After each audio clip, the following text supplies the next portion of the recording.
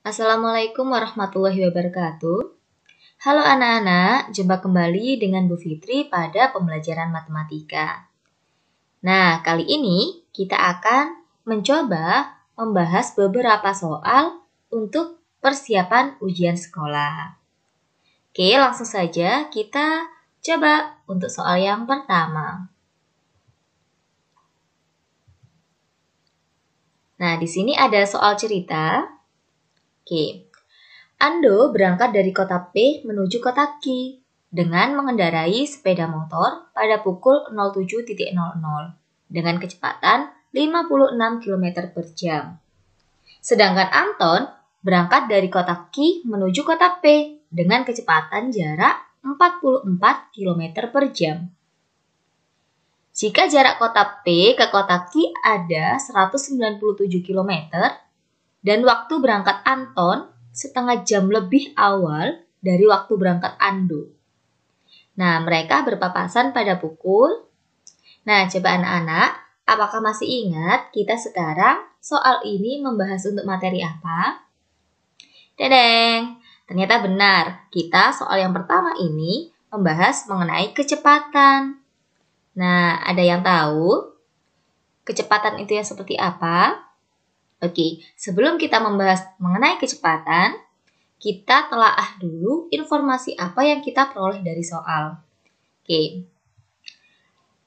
Yang pertama, kita tahu Ando berangkat pukul 07.00. Nah, waktu berangkat Ando ini kita dapat tuliskan dengan simbol W1, yaitu 07.00.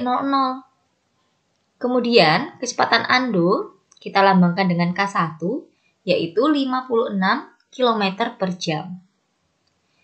Kemudian kita tahu Anton, nah, waktu berangkat Anton setengah jam lebih awal dari berangkat Ando. Karena Ando kita tahu adalah pukul 07.00, 30 menit sebelumnya adalah 06.30. Jadi waktu Anton kita lambangkan dengan W2, yaitu 06.30. Dan kecepatan Anton kita lambangkan dengan K2 seperti ini, yaitu 44 km per jam. Nah, kita tahu Ando dan Anton ini pergi dari kota yang jaraknya sama, yaitu dari P ke Q maupun dari Q ke P. Jaraknya yaitu 197 km. Nah, jarak bisa kita lambangkan dengan J. Oke, sekarang coba anak-anak ada yang tahu rumus dari kecepatan itu seperti apa?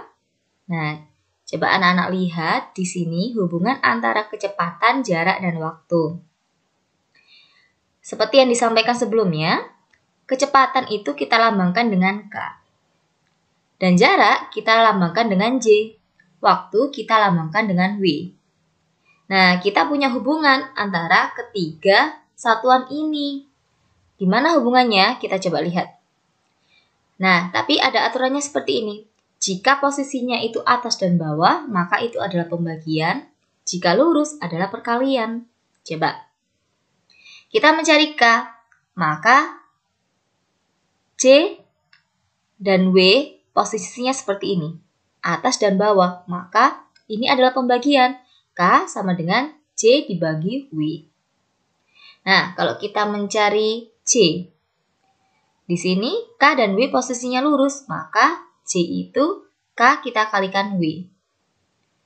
Dan W di sini adalah, di sini C dan K posisinya atas bawah, maka W itu C dibagi K. Nah, coba anak-anak, sudah ingat belum materi kecepatan ini? Nah, ini sudah kita pelajari pada kelas 5 dulu. Nah, coba anak-anak silakan diingat kembali ya.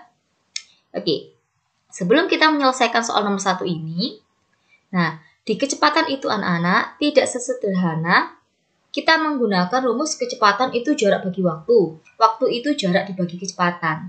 Nah, tapi di soal seperti ini, kita lihat konteksnya. Ini ada mereka berpapasan pada pukul. Jadi ini materi kecepatan yang sedikit lebih susah, jadi kita harus butuh pemahaman. Nah, anak-anak, Jadi untuk mengerjakan soal seperti ini, kita harus membedakan konteks kecepatan ini ke dalam 3 hal. Yang pertama, waktu berpapasan dengan keberangkatan yang sama. Yang kedua, yaitu waktu berpapasan dengan keberangkatan yang berbeda. Dan yang ketiga, yaitu waktu menyusul. Nah, kita lebih bahas detail pada slide selanjutnya ya. Coba anak-anak perhatikan dengan baik. Ini pembahasan yang pertama, yaitu waktu berpapasan dengan keberangkatan yang sama. Jadi ilustrasinya gini. Misalkan, Ando tadi dan Anton, mereka berangkat dari arah yang berbeda. Tapi misalkan dari kota A ke B, B ke A. Dan waktunya sama berangkatnya, yaitu pukul 08.00 misalkan. Nah, jika soal yang kalian dapatkan seperti itu, maka bisa kalian gunakan rumus seperti ini. Waktu berpapasan sama dengan jarak total dibagi kecepatan 1 ditambah kecepatan 2. Nah, kita kan tadi Ando sama Anton misalkan. Berarti jarak total dibagi kecepatan Ando ditambah kecepatan Anton. Nah, cukup sederhana seperti itu. Untuk waktu berpapasan dengan waktu keberangkatan yang sama. Nah, selanjutnya, berpapasan dengan waktu keberangkatan yang berbeda. Nah, ini persis dengan soal cerita kita yang nomor 1. Yaitu Ando dan Anton. Mereka itu berlawanan arah, tetapi mereka berangkatnya dengan waktu yang berbeda, yaitu Anton itu 06.30 dan Ando itu 07.00. Jadi, untuk soal yang nomor 1, cocok untuk yang di konteks kecepatan yang kedua ini. Jadi gini, Ando dan Anton, tapi Anton ini mendahului berangkatnya itu. Jadi, kalian bisa menggunakan rumus seperti ini. Waktu papasan sama dengan jarak total dikurangi selisih jarak dibagi kecepatan 1 ditambah kecepatan 2. Nah, biasanya kita harus mencari selisih jaraknya ini terlebih dahulu sebelum kita bisa menggunakan rumus ini. Kita harus tahu, nah, ketika Anton itu berangkat lebih dulu dengan waktu selisihnya itu 30 menit sebelum Ando dan kecepatan Anton berapa misalkan. Nah, kita bisa tahu jarak yang sudah ditempuh Anton selama 30 menit tersebut sudah berapa kilometer gitu. Jadi nanti selisih jarak ini untuk lebih lengkapnya kita bahas untuk solusi di soal nomor 1. Kita skip dulu ya. Nah, silakan anak perhatikan. Ini adalah rumusnya ya. Oke, selanjutnya untuk yang konteks ketiga, yaitu waktu menyusul.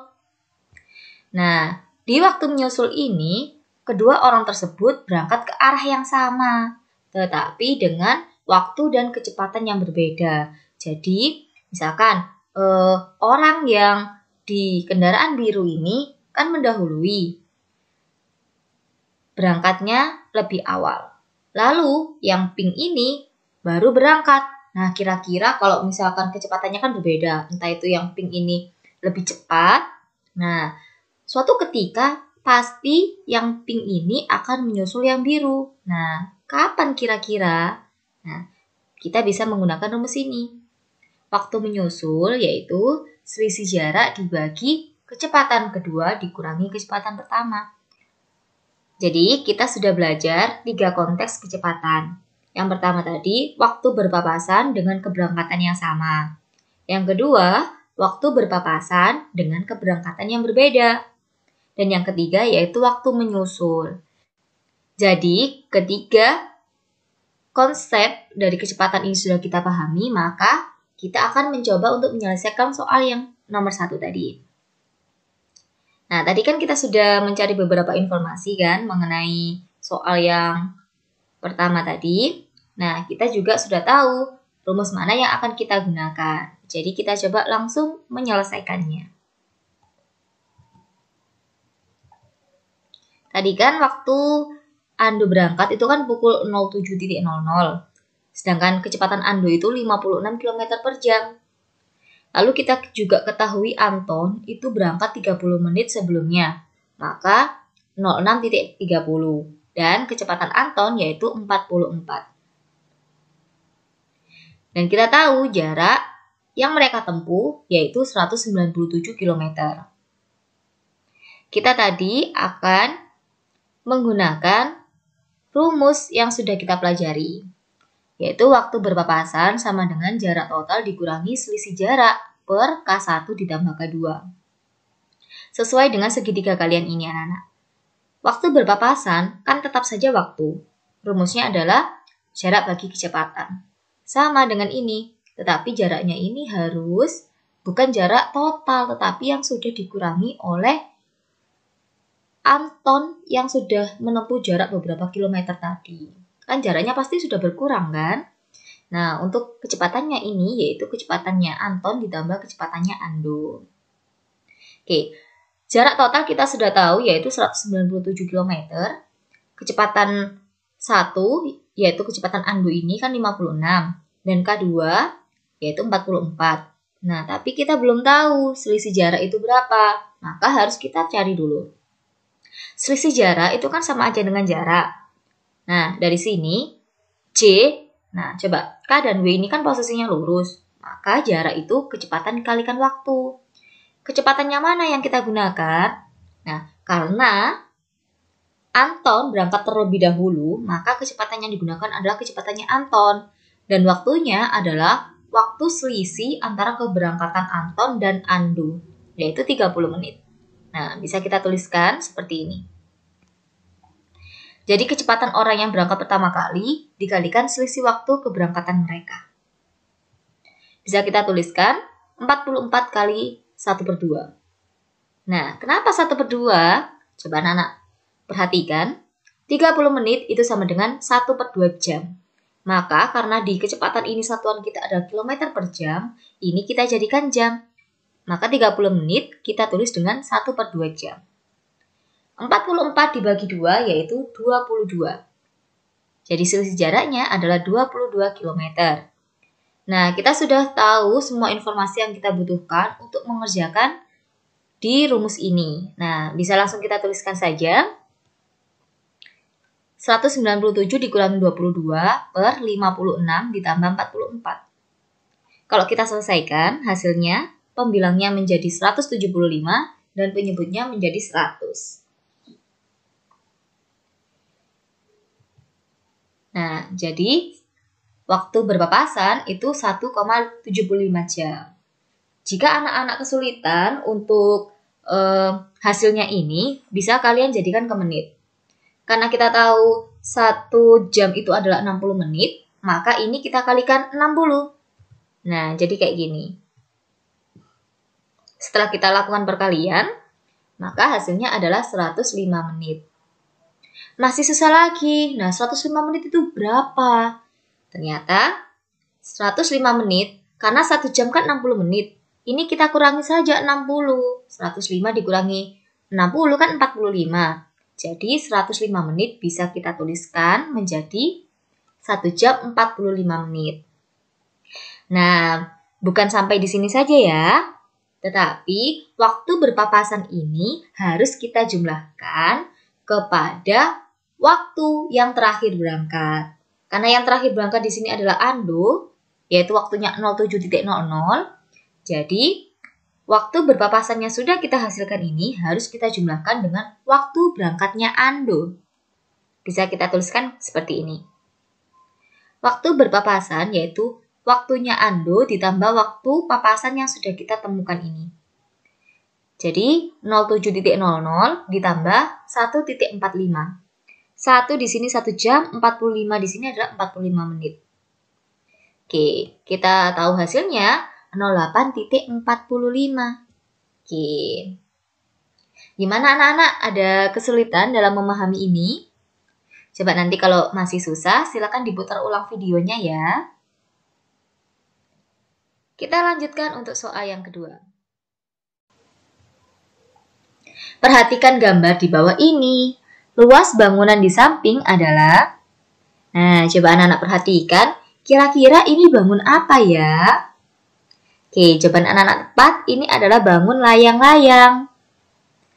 Karena yang kita tanyakan adalah luasnya, coba ada yang ingat luasnya seperti apa? Oke, di sini langsung saja tak tuliskan ya.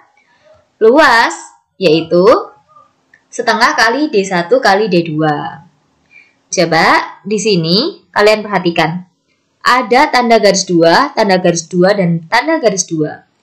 Nah, ini artinya ukurannya itu sama. Jadi kalau misalkan di sini 9, pasti di sini 9. Dan di sini pun 9. Oke. Kita cari D1-nya dan D2. Di sini kalian bebas mau menentukan ini adalah D1 ataupun di sini adalah D2. Misalkan D1-nya yang mendatar ya. Jadi 9 tambah 9 adalah 18. Terus D2-nya 9 tambah 25 adalah 34. Langsung saja kita tuliskan. Setengah kali 18 kali 34. Nah, 18 dibagi 2 hasilnya adalah 9. Kita kalikan 34, maka hasilnya adalah 306 cm persegi. Nah, cukup mudah ya untuk soal yang ini. Oke, kita lanjutkan untuk soal yang nomor 3. Perhatikan gambar berikut. Bangun yang mempunyai keliling sama adalah... Nah, untuk soal seperti ini, coba anak-anak sudah belajar mengenai kesebangunan dan kongruen. Sebangun itu artinya bangunnya itu sama, tapi belum tentu ukurannya itu sama, bisa jadi berbeda. Tetapi kalau kongruen, itu bangunnya sama dan ukurannya juga sama. Maka bahasan ini kita membahas tentang kongruen. Coba anak-anak perhatikan mana yang bangunnya kira-kira sama. Nah, ternyata kalau kita amati, 3 dan 5 itu adalah bangunnya sama, kira-kira ukurannya juga sama. Maka itu bisa dikatakan 3 dan 5 adalah kongruen. Maka kelilingnya pun nanti akan sama. Nah, cukup mudah kan untuk yang nomor 3 ini? Kita lanjutkan soal yang keempat.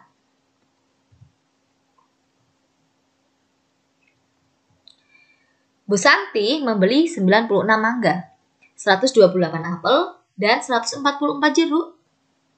Ketiga jenis buah tersebut dikemas menjadi bingkisan dengan jumlah sebanyak-banyaknya.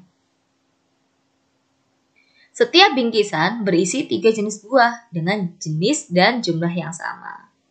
Banyak buah dalam setiap bingkisan ada berapa? Nah, coba anak-anak ingat kembali, kita ini masuk ke materi apa ya? Oke, ini merupakan materi KPK dan FPB yang sudah kalian pelajari di kelas 4. Lebih tepatnya untuk soal yang nomor 4 ini mengarah ke FPB. Coba kalian bisa membedakan nggak mana yang soal bertipe FPB maupun KPK? Nah anak-anak, tandanya gini. Jika kalian menemukan sebuah soal dan di situ ada clue-nya, misalkan pertemuan, berapa hari lagi nanti ketemu, nah kayak gitu. Itu pasti kalian membahas tentang KPK. Nah, kalau FPB itu ada cirinya yaitu kata-kata yang sama banyak, jumlahnya sama banyak, ada sama banyak. Itu namanya FPB. Jadi untuk nomor 4, karena di sini ada jenis dan jumlah yang sama banyak ya, maka ini tergolong namanya FPB. Kita bisa menggunakan bound factor atau sengkedan dalam menyelesaikannya. Nah, di sini tak contohkan untuk yang sengkedan. Nah, di sini sudah ada penyelesaian masalahnya. Coba anak-anak perhatikan. Ini adalah cara yang sengkedan itu. Jadi, nah ini adalah yang di soalnya tadi. Kan ada 96, 128, dan 144. Bisa kita tulis di sini. Kemudian di sini kita tuliskan yang bilangan prima. Jadi kita mau coba bagi yang atas ini dengan semuanya yang tegak ini. Kita mulai dengan angka 2 ya. Jika nanti ketiganya itu bisa dibagi dengan bilangan prima itu, maka nanti kita lingkari. Jika tidak bisa, maka kita tetapkan tidak dilingkari. 96 dibagi 2 bisa yaitu 48. 128 dibagi 2 yaitu 64. 144 dibagi 2 yaitu 72.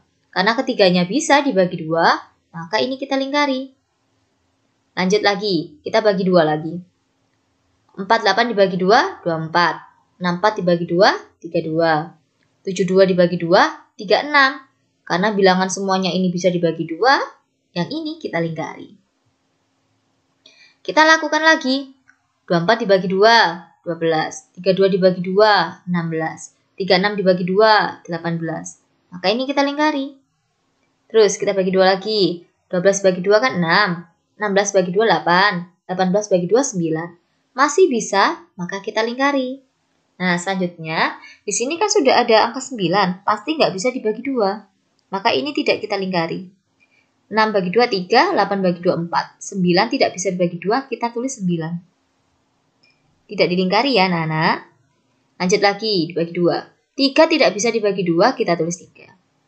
4 dibagi 2 itu ada 2, dan 9-nya ini tetap 9. Dan ini tidak dilingkari. Lanjut sampai ke bawah, coba kalian pahami. Nah, tidak ada yang dilingkari semua kan, karena sudah tidak bisa dibagi bilangan yang sudah ada di sini. Maka, yang dilingkari kan cuma ada 4 ini. 2 kali 2 kali 2 kali 2. Jadi kalau FPB itu, bilangan yang dilingkari itu yang kalian kalikan. Dan untuk yang KPK, semua yang muncul di sini yang kalian kalikan. Sudah ada bedanya ya. Kalau FPB itu yang dikalikan cuma yang dilingkari. Kalau KPK, semua yang muncul di sini kalian lingkari.